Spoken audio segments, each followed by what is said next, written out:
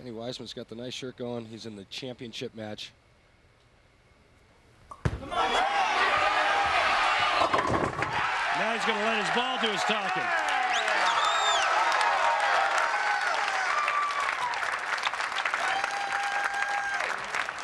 How about taking a week off, revamping everything, working on your vertical plane, your footwork, and making it to the championship match?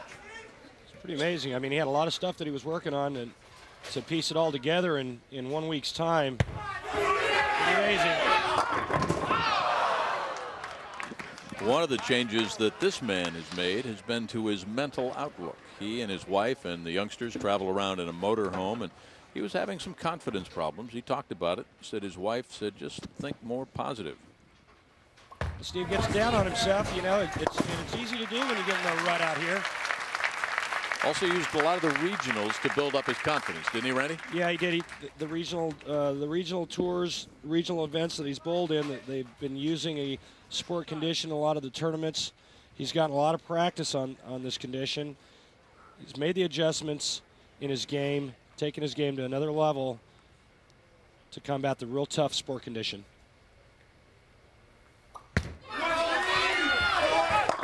And he's thought about that sports psychologist. Right, not committed to it yet, but he sees the results by Chris Barnes and a lot of the other guys, so he is weighing the opportunity. Yeah, I think he realizes that there's times when he gets a little down on himself.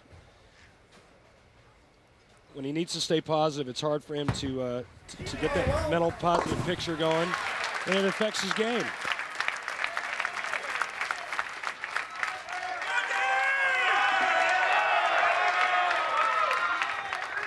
Beat Hall of Famer Walter Ray Williams Jr. in the semifinal by those scores, 210 to 184.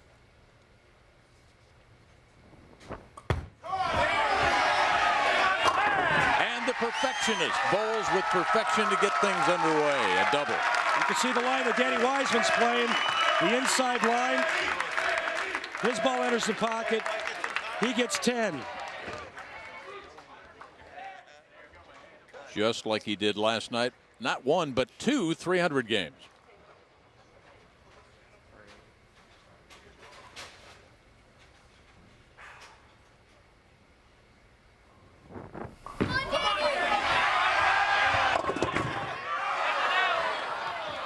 Right off my hand.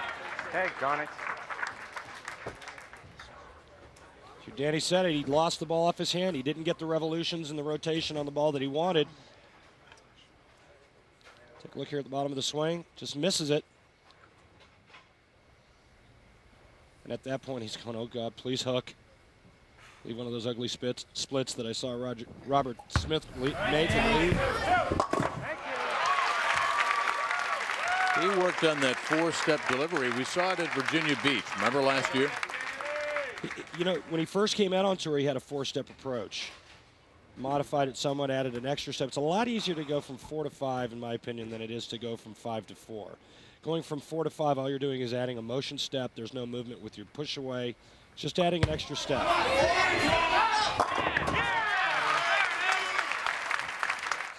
Yeah, some guys over across the bridge getting their whooping stick on tonight in Yankee Stadium. A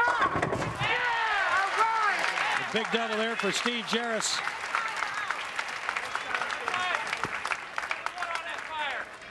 Take a look here at Steve's release. He's got his wrist inverted, broken back, which is a real weak position. But on the way down, he gets back up underneath it, and that follow-through going over his right shoulder. And the results are real good. Danny Wiseman trails by 1. And he's using, by the way, Randy, two different balls on the left and the right. One weaker, one stronger. Looks like he needs a little bit more bite on the right lane. You notice the thing that I think that really stands out with the changes that Danny made in this past week is his ball speed's a lot slower, a lot softer than it was. And what that does is it gives his ball a lot more time to react. Stronger ball in the right lane, weaker ball in the left. You thought I didn't notice. That was a pretty good call, by the way, partner.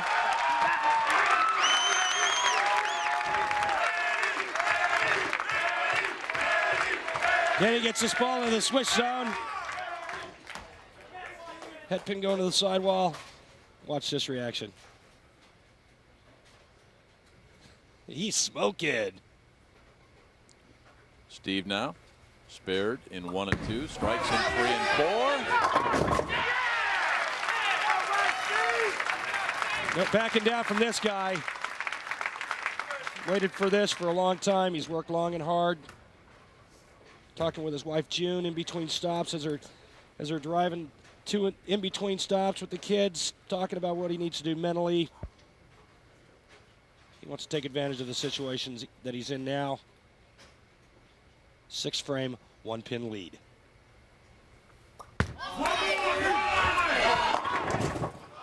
Oh! Almost a terrible break, Jim. Almost leaving the 7-10 split. He leaves that. June would have hopped in the motorhome and left him. Yeah. Saved him a lot of pins there. Saved him a bunch there if he goes 9 or 8-1. It's been his wife June that's told him to think more positive. Steve will tell you he's never been the most positive thinker. The championship match. Danny Wiseman, Steve Jaros.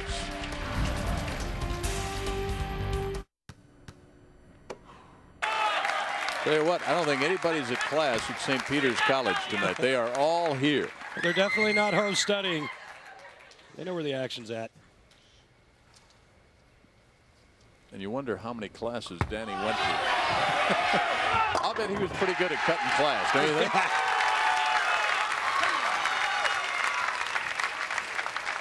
Can you imagine some of the excuses he came up with as a professor? Take a look at Danny's speed here. Again, model of consistency. And look at the direction. The boards that he's hitting at the arrows. And the results. It's good stuff. That's why he's got a double spare 3-bagger.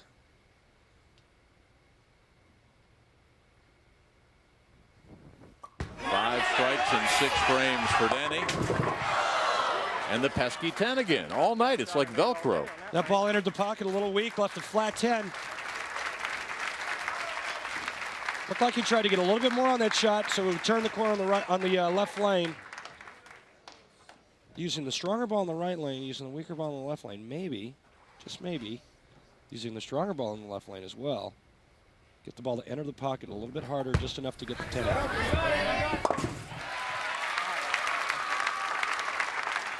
Tell you whose phone's going to be ringing is Bill Hall.